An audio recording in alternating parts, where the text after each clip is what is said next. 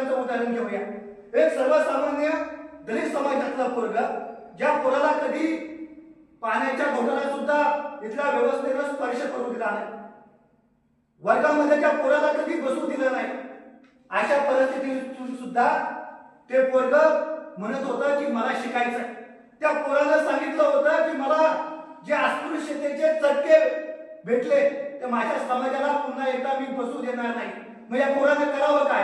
हाला अपेक्षा सहन केल्या, त्या पोरानं करावं काय? पाणी दिलं नाही। एवढंच काय, विदेशामधून शिकून आल्यानंतर सुद्धा ज्या वेळेस ते नोकरीसाठी लागले त्यावेळेस तिथला तो कारकून आहे, तो कारकून साहेबावरती म्हणजे त्या व्यवस्थेतला जे डॉक्टर आंबेडकर साहेब झाले होते तिथं फायली फेकून मारायचं।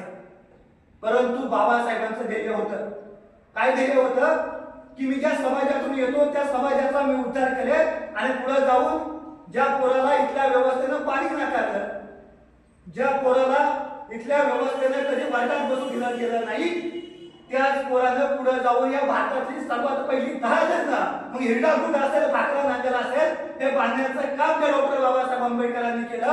ज्या पोराला वर्गात बसू दिलं नाही, पुढे जाऊन त्याच बाबासाहेबांनी भारताचं संविधान लिहिलं। कशामुळे लिहिलं माहित आहे? तर त्यांचं ध्येय निश्चित होतं, त्यांना माहित होतं मला काय करायचंय, त्यांना माहित होतं मला भारताचं संविधान लिहायचंय। जर भारताचं संविधान लिहू शकलो तर त्याच संविधानाच्या माध्यमातून मी माझ्या जनतेला, मी माझ्या माणसांना, मी इथल्या भारतीय माणसांना हक्क आणि अधिकार देऊ शकतो। म्हणून पोरांनो, मला तुम्हाला सांगायचंय की तुम्ही 5वीला असाल, तुम्ही 10वीला असाल किंवा तुम्ही 15वीला असाल, आताच ठरवून घ्या की तुम्हाला पुढे जाऊन काय करायचं।